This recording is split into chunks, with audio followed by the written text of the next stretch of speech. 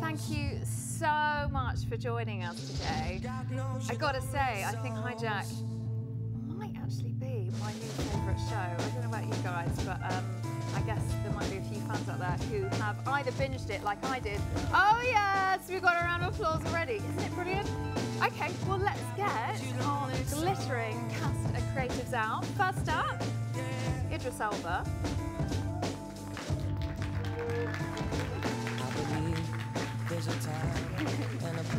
Idris plays Sam Nelson and he's executive producer. This is George Kay, writer and executive producer. Here we have Archie Panjabi, who plays Zara Gabor, Max Beasley, who plays Daniel Farrell, and then we have Jim Field Smith, director and executive producer. This came as just an idea from George, and then became, you know, the story beats and then the scripts. But I knew really much very early in the journey when I sat with George and talked about what we were trying to achieve and what, you know, the story and the perspective of this story. For me, as a producer and a talent, I was sort of interested in doing something that was going to really, you know, hit the mark in television.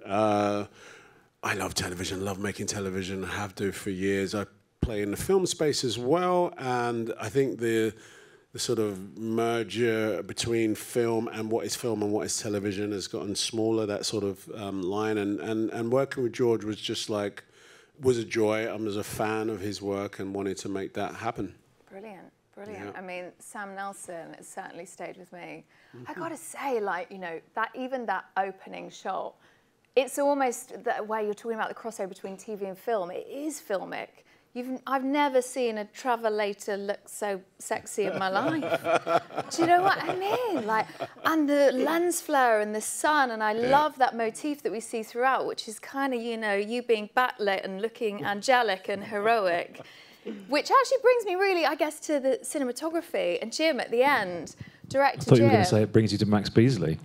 Oh, from one angel to another.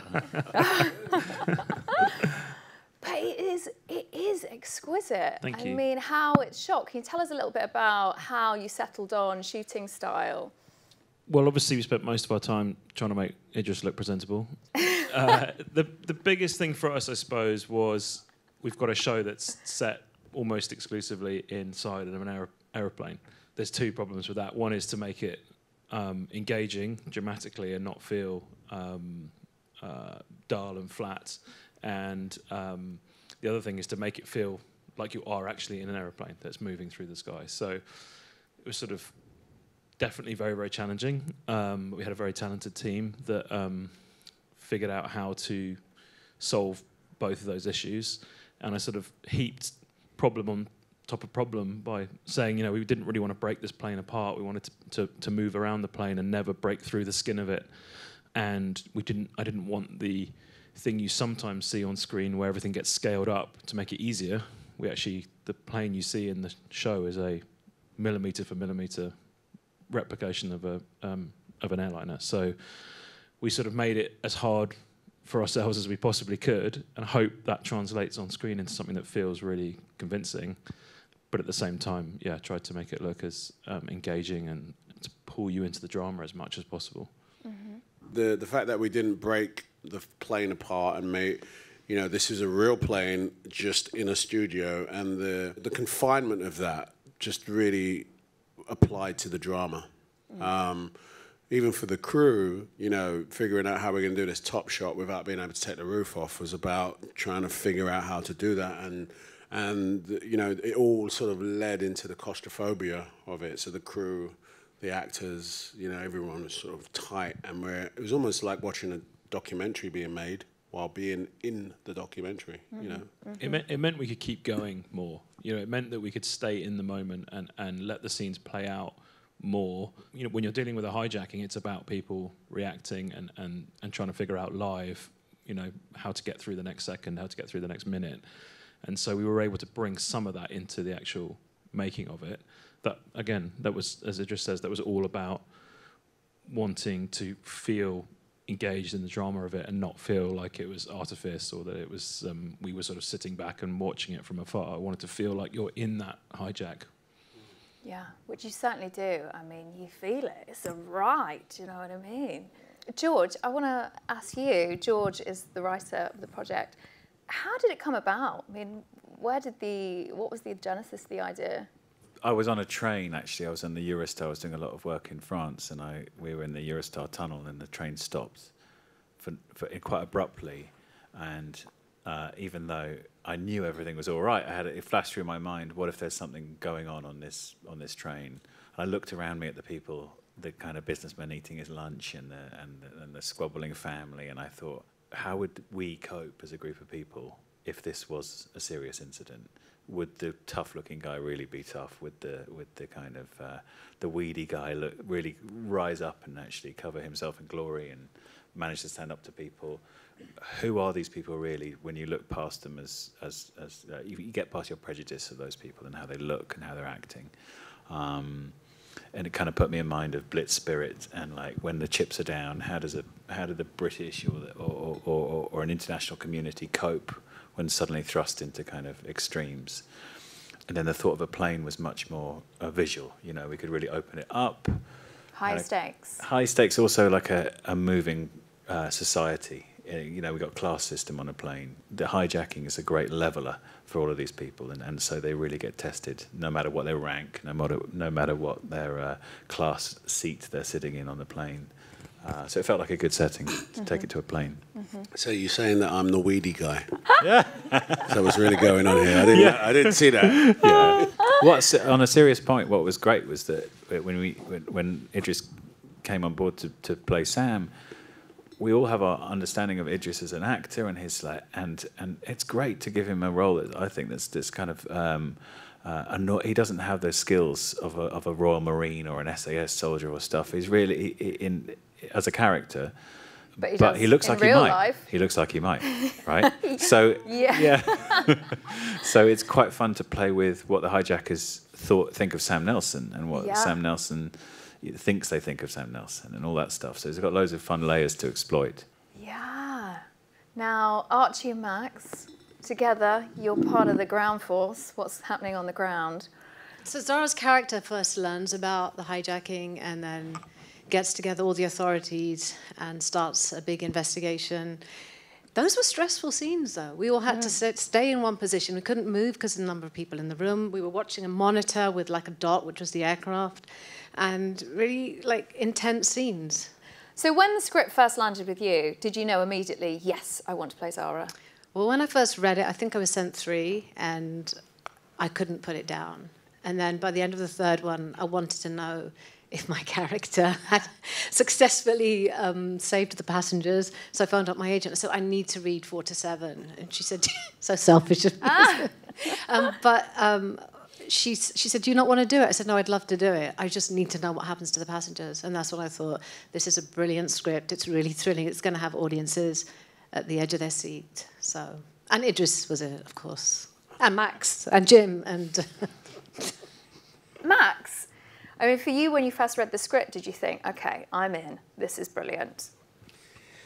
Well, interestingly enough, Idris was very kind enough to suggest me for the role to the producers, which was lovely. And then when I got the scripts, first thing I always look at is who's written it, because I write myself and I like good writing. And I saw it was George, and then Jim as a director, and I'd seen Criminal. And what I loved about that show was it was compelling. It was in such small, confined spaces, yet there was so much going on within the stillness, if that makes sense. And I thought it was really clever television that they both created. And so immediately I was like, great, let's go. And also I wanted to work with Idris. I didn't realise that he'd be 30,000 feet up in the air and I'd be running around on the ground trying to find out what was going on, you know. But did you ever see each other? No, and not even in the 6-month shooting. Not once. Yeah. So, but of course, after reading it, the first couple of episodes, I think I read 3, there's so many wonderful nuances for me to play as both a professional policeman, but also from a personal point of view, being involved in Sam's ex-wife, played by Christine Adams, and we get very subtle reminders of that, you know, on the picture frame. There's pictures of Sam with the family, and he's obviously handsome, and he's got a vibe about him, and so I think that policemen, while they're so tenacious and professional and very good at their jobs, their personal lives are very discombobulated, if you like. So there was something interesting there for me to get hold of, and then of course my Archie's character is another ex-lover of this rogue. Somehow, I think, were we lovers? Yes, we were. Yeah. I mean, I'm itching to know the backstory, because the relationship between you two, I mean, that dynamic just leaps off the screen, doesn't it? I mean, something really bad went down. Well, we had something went down. I'm not quite sure what it was, Kate. But I am. Okay. But it's excellent because we very delicately and subtly work through Christine's messages from Idris's character Sam, and then my past relationship with Archie, who's in counter-terrorism. We can then start formulating something we don't think really is going on, but as the dominoes fall, then we realise we're into a very serious situation quite quickly in the show as well, which is good because it grabs you quite quickly, and it's high octane stuff. It's really, you know, a great thriller and a great drama, and I'm really proud to be a part of it, you know. Part of the, you know, without being too highfalutin about it, part of the fun of it is about information and about who knows what. Yeah. And, you know, the genius of Sam's character is that he's trying to get information to the ground without being caught doing that by the hijackers.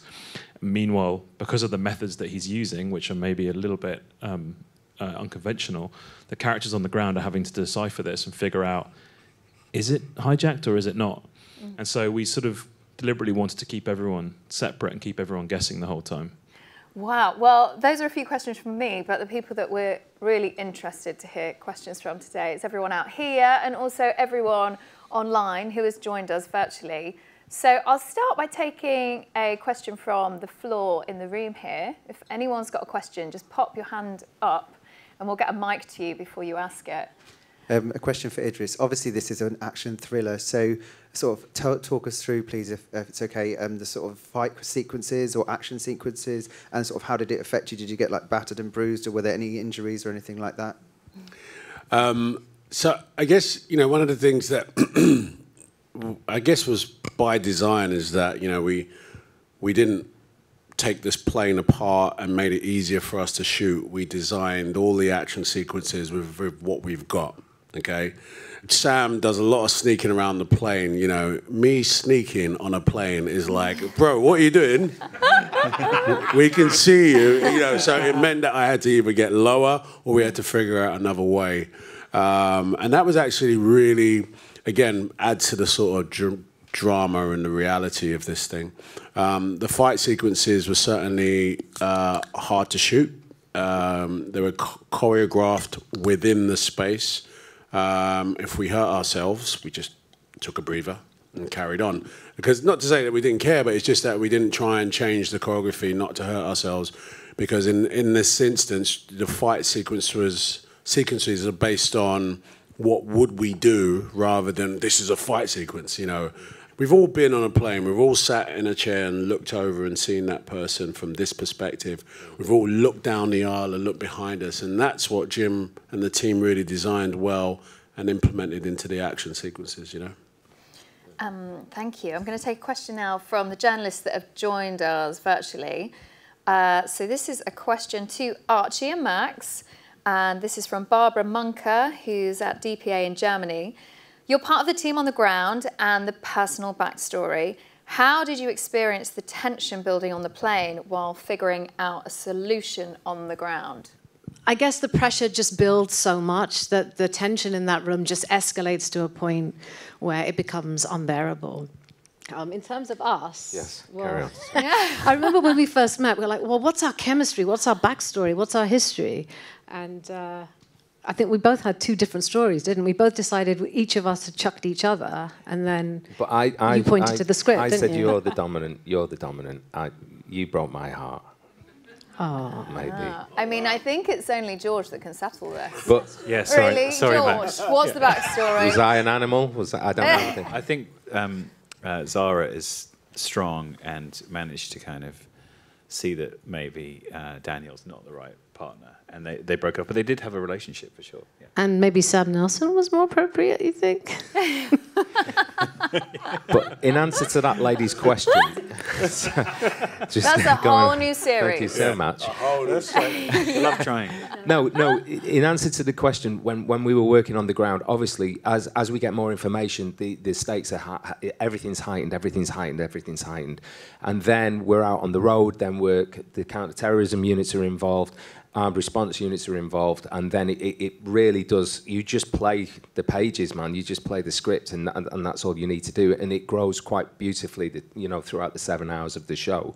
I think so. I think that's. There's a really nice moment, though, isn't there? There's a really nice moment when I'm driving the car and you ask me all these questions about your ex, and I have a go at you, and we argue, and at the end she just says, "It's okay, I get it." Yeah. And I think from then onwards we just work together. Because we're both very good at our jobs, which is important, and ultimately we do kind of really help the situation. I think, I think you're all quite exceptional at your jobs. Sorry, I meant as the characters. I wasn't being an egomaniac. I meant we're both very good counter-terrorist policemen. Okay, so.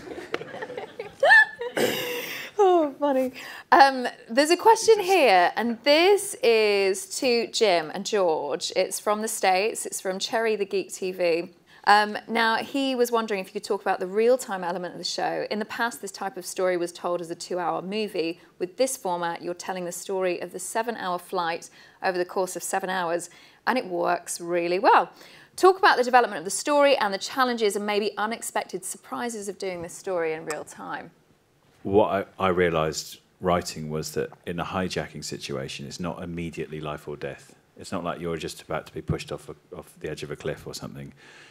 For Idris's character Sam, he had to contend with a situation that is constantly about to be life or death. So there's time and tension is suspended because until you know what those hijackers want, where they're taking the plane, what they intend to do, these are all unknowable things at the start of our story. And so we have a kind of, we've got a tension inbuilt. And there's no point breaking that. From a writing perspective, there's no point breaking that tension. You want to unfold the mystery really carefully and slowly because you should have people's breath held in their chests at that point. So the tension's going to be there throughout because you're edging all the more incrementally towards a more intense situation the whole time. And at which point did you decide, right, we're going to do this real time? I was looking at the flight distances and the length of TV series, and they were very similar. And actually, then the thought just cropped up. Well, hang on, why don't we just play it? Why don't we just run it for real? Because we've all been on what would feel like interminable plane journeys, but it would not feel interminable, or it would be suddenly a very short, intense, magnified experience if you were under the hijacking. So it just felt right. There's the length of a show seems to be the length of a flight. So one of the bits of research we were doing early on, I was listening to this testimony from a hijack survivor, and she said this thing that really, really stuck with me the whole way through the show, which was that she had been in a hijack situation, and she said that during a hijack, time ceases to exist, and all you're left with is decisions. And that I sort of had that in my head the whole time because it is real time. It's potentially more real time for the people on the ground than it is for the people on the plane. As Georgia said, for the people on the plane, you're sort of suspended. I mean, you're literally suspended, but you're sort of in suspension, and you're just trying to figure out how to sort of live through to the next moment.